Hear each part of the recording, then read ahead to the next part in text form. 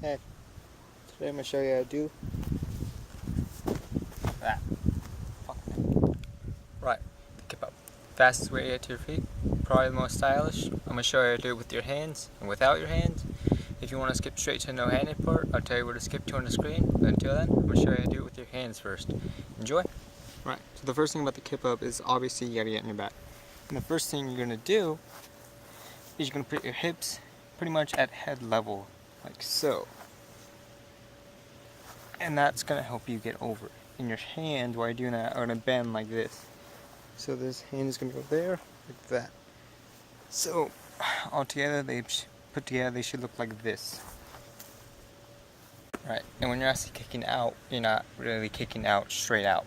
A lot of people think people do that and they mess up. You're more or less kicking at an angle. You're not kicking straight up.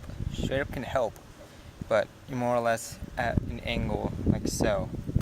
And at the same time while you're kicking, your hands are going to push off. That's going to help you get to your feet. And the hard part really that people struggle with is timing, getting the kick out and the hands push off at the same time. Right, so I'm going to do one Kip-Up with my hands, and I want you to pay attention to see how my feet and my hands push off, like when they push off, so it maybe gets you an idea of when to push off and when to kick. Right, so when doing the Kip-Up without your hands, it's almost exactly the same thing, except now you're not pushing off with your hands, you're more or less whipping them up. So we're going to start the same way. You're going to get your hips over your head, like so.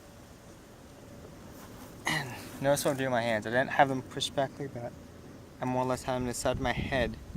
And instead of pushing off now, what you're going to do is you're going to whip them forward at the same time while you kick. And again, the hard part is getting the timing.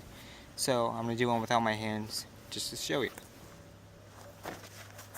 Right, so if you guys notice, my Kip-Up without my hands was a lot lower than one with my hands. That's because it's personally for me a lot harder to get more height without using my hands. But best way to get it is to just drill it over and over.